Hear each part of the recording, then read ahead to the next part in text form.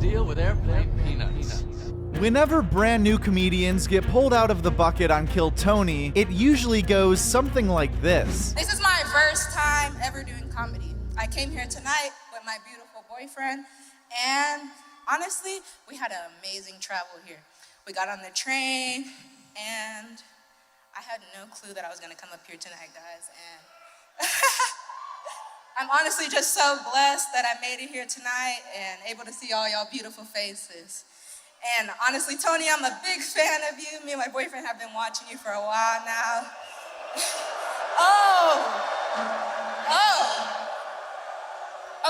Okay, I'll keep going.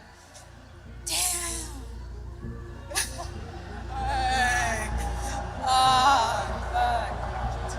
But every once in a while, something surprising happens. That was fantastic. That blind strip club Akon joke, absolutely incredible. One of my favorites of the night. How long you been doing stand-up? 4 months. 4 months? Yeah. Wow, this is a very backwards episode. Wait. So, literally, the two worst sets of the night were the two guys that have been doing it 6 years. The next best set was 2.5 years, and you're 4 months. Mike Ryan was not only the comic with the best jokes on Kill Tony 654, but also had one of the strongest interview portions of the entire night, where it was revealed during the 9-minute conversation that he had been doing stand-up for less than 4 months, was recently divorced, just lost his best friend to murder, and used to be a prominent rapper in the Houston area. rhymes be subliminal. I used to be a criminal, but now I'm hopping on this mic. I'm golden like the mineral, so take it like it's literal. Real talk, real walk. If a hater's talking shit, his body's lined in white chalk. Any fan of Kill Tony knows that the interview portion can make or break your appearance just as much as the actual 60 seconds of stand-up. But the story of Mike Ryan on Kill Tony does not end here, because as everyone else will soon find out, Mike was actually pulled out of the bucket again on Kill Tony 657 that will be airing next week. And as he revealed to us during our upcoming conversation, things did not go quite as smoothly the second time around. We're here with Mike Ryan after his impressive performance on Kill Tony 654.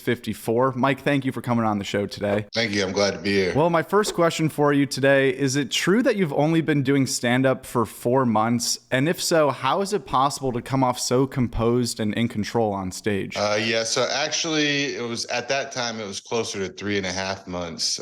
Here in Houston, we have a really, really good comedy scene. The way I describe it is that Austin has it going on, but Houston's where it's at. As far as developing as a comedian, I mean, I could hit 4 open mics in a night if I wanted to, and that's every night of the week. The Secret Group is kind of my home base, comedy club. They have comedy every single night, open mics 5 nights a week. Axelrad for Punchline, it's hosted by Jeff Joe. That's actually a 1-minute mic that's competition based. Going to that every week really gave me the ability to hone in those 1-minute jokes. Yeah, but even like 3.5 months doing it all the time, 5 nights a week, you still had this composure of like a professional comedian. I mean, it's so impressive. Like I said on the show, I used to be a rapper, and so I was used to performing in front of 1,000+ people pretty much on a weekly basis. But I will say that comedy is way more nerve-wracking. I get more nervous in front of doing comedy in front of 20 people than if I was to rap in front of 1,000 people. That is interesting, but it kind of makes sense, I guess. When you did rap on the show, it went very well, but it obviously seemed like it wasn't your,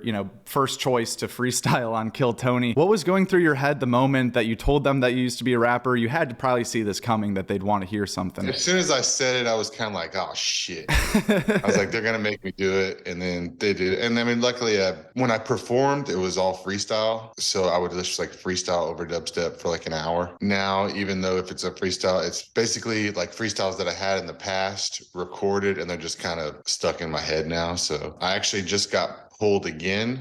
My second episode will be coming out soon. Oh, let's go. Yeah, and I rapped on that one. It did not go as well.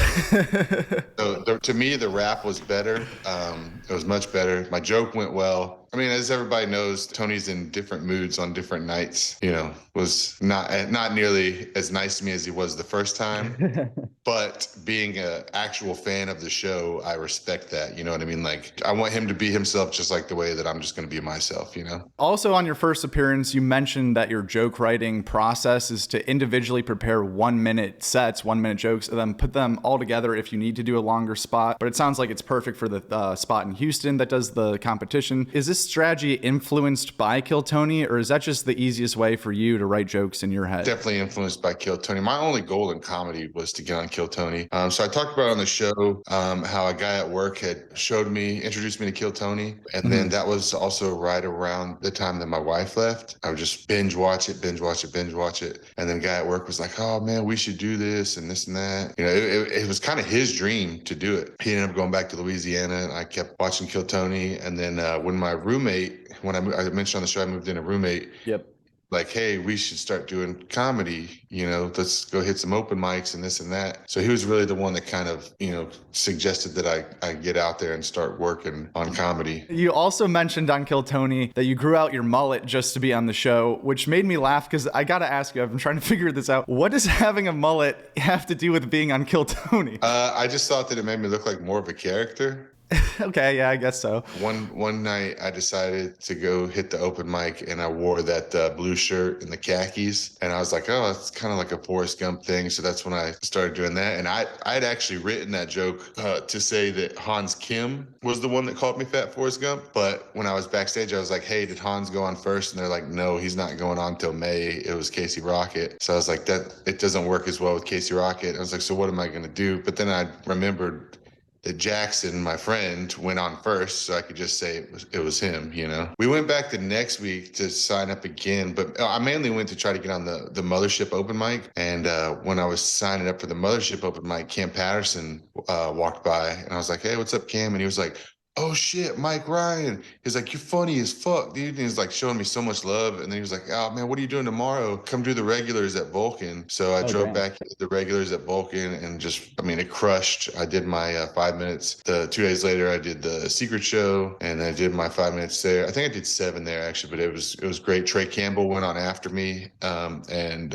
Uncle Laser went on before me. It was a great experience for sure. Brian Holtzman was on that lineup. Oh man, you know, you're sitting in a room with all your heroes. It kind of blows your mind. 2 days ago, I was on the regulars again. So I did the regulars twice, secret show, and now my second Kill Tony episode will be airing soon. All this is happening. I know you said that Houston is where it's at and Austin's got it going on, H-Town till you drown. Is Austin not an option for you, or is it just close enough that you'd rather stay at home? It's a 2.5 hour drive. Okay. And driving's like nothing to me. I used to be a professional driver, so like 2.5 hours there.